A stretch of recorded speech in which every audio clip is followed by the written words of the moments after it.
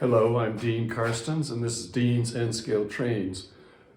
Wiring up a layout, even if it's simple, seems to be causing some people a problem. And a couple of weeks ago, I got a request from a couple of my subscribers to do another session on how to wire your layout.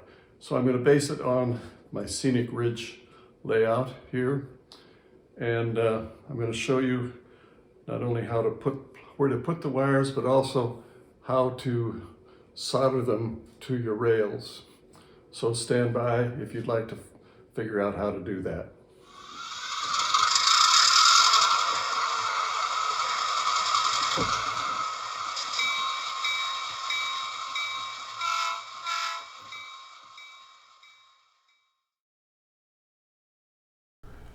So here's an outline of the video today. I'm going to use the Scenic Ridge layout as an example. First, I want to show you how I solder feeder wires to track. Then I'm going to do two examples of wiring. The first one uses multiple wires running back to a junction block. The second using bus wires that go around the layout.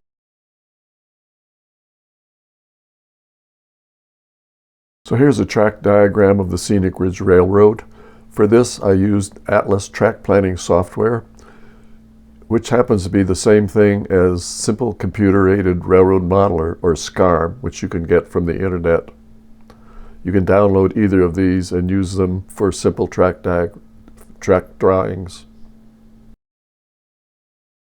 Here's the 3D rendering of the track diagram to show you the rise and fall of the track. This was done on the Atlas track planning software.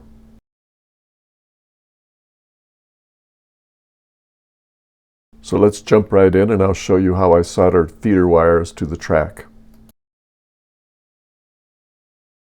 Soldering is fairly easy if you've got the right tools. This is a soldering station that I bought a few years ago. It was around $25, $30 on Amazon. It comes with several tips, a cleaning station, which I need, and a way to hold solder, which is kind of in the way, so I don't bother with that. You can adjust the temperature. I run it around 300 and 320 for regular solder, and a little bit higher, maybe 340, 350 for non-lead solder. You can see I just turned this on and it's heating up quite quickly, so it's pretty much at temperature. Clean out the tip. I use two kinds of solder.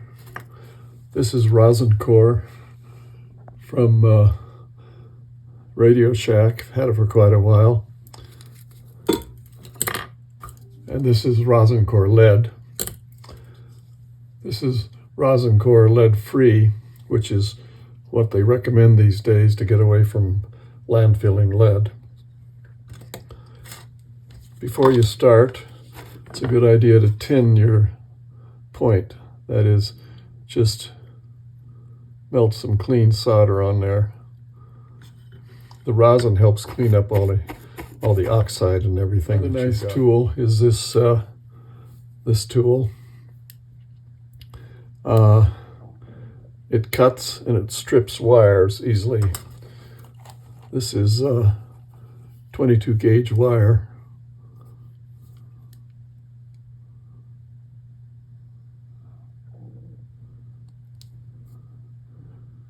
First thing we want to do is tin the leads.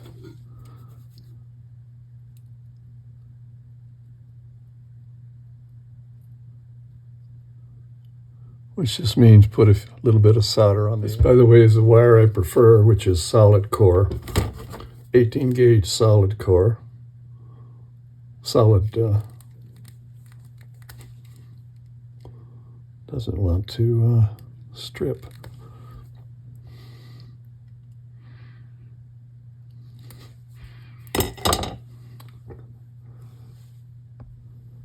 As you can see, it's just a single wire.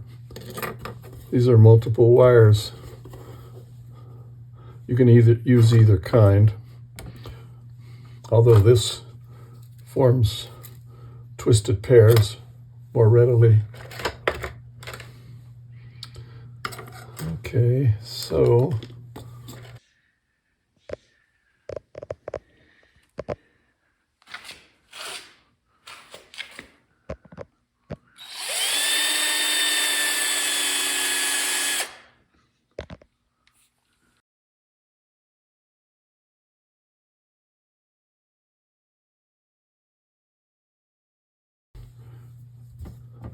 I've got my wires twisted together for this example, black and red. I'm going to strip the short end off. If you can get to the track before you lay it, this is the best way to join the wires.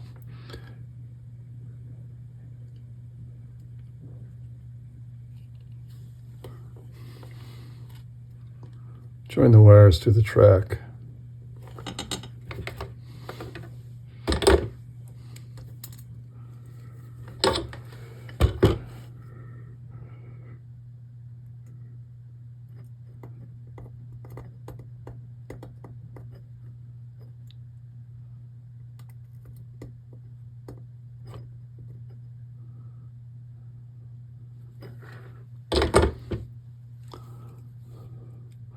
As you can see, that's a very sturdy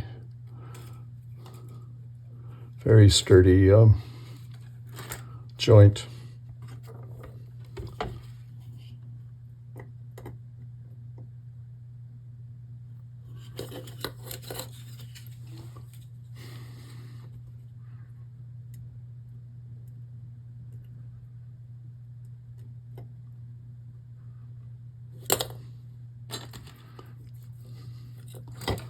It's not a bad idea to tin the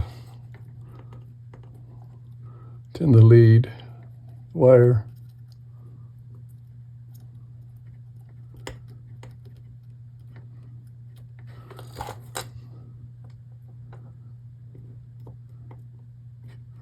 And then just melt the blob of solder. Let it cool for a few seconds, and you got a nice sturdy joint.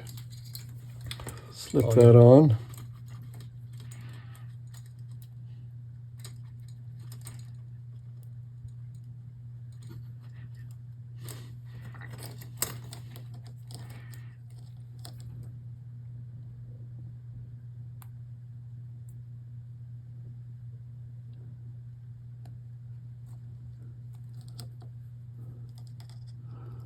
Then when you install the track, make sure that these things go through a hole below the track. This joint, you can see these are Atlas tracks, and they have these cruddy looking two ties on each end.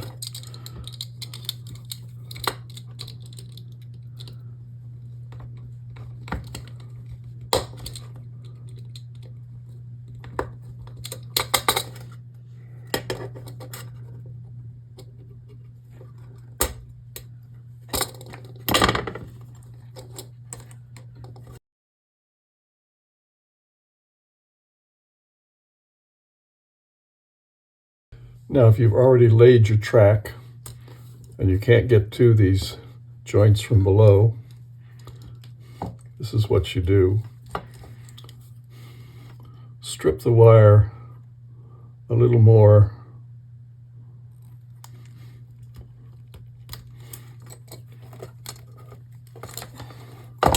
Like a ½ inch or so.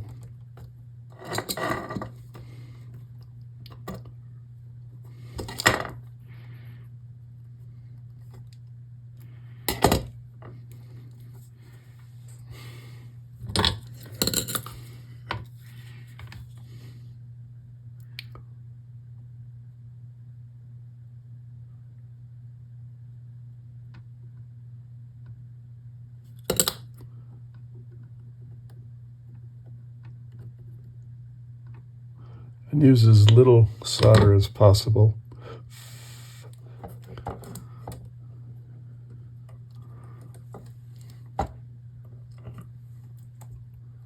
And it's almost invisible up above.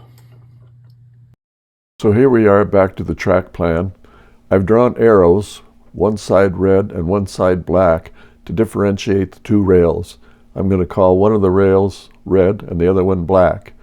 Now, when you run from A counterclockwise around to B, look how it looks like the arrow is reversed, but everything should be correct. What we want to do is connect one or more wires to the red rails and one or more wires to the black rails. These will all be gathered together at a junction block, which I will show you how to build in the next video clip.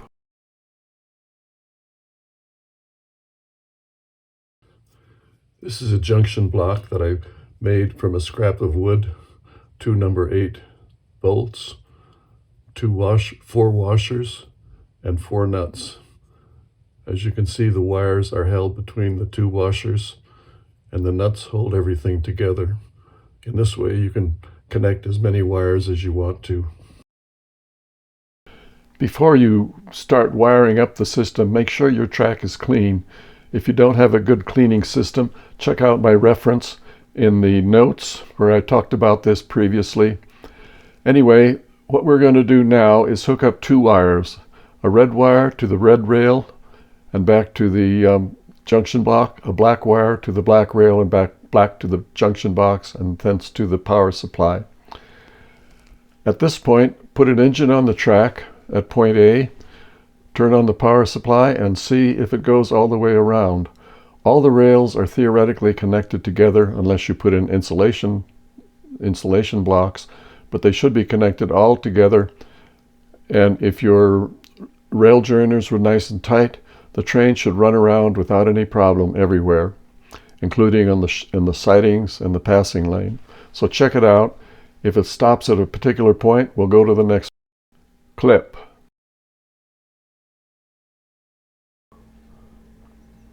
So when you're checking out the track, say there's a section of track where the engine doesn't run or runs slowly or poorly.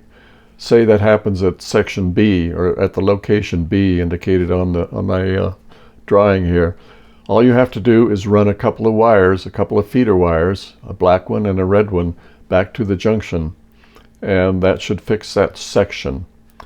In this way, we just continue checking it out.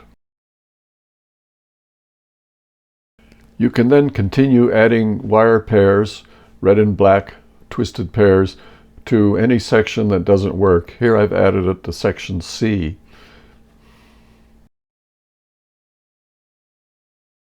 And here I've added a pair of wires to section D. Just keep going until everything is powered and you have no problems in running the train everywhere on the line around the circle. But be sure to do one section at a time only. If you try to do 2 or more, you can run into trouble if you do one section wrong, because you never know what it is. How do you tell if something's wired wrong? Well, your power supply will kick out. The circuit breaker on your power supply will kick out and all the power will go away. So make sure that when you add new wires, that the power supply works correctly. So now I'm going to show you how to add bus wires to your layout. These are larger gauge, usually number 12 or number 14 gauge wire that you run around the layout to make sure that the power is getting everywhere consistently. You first want to get some larger gauge wire, number 14 or number 12, in a length that'll go around your layout. Keep the insulation on it so you can identify the wires. I like to use red and black for everything as I've done before. Then just run these wires around your layout or under the baseboard near where the tracks are. Just run the 2 wires around as shown here in this diagram.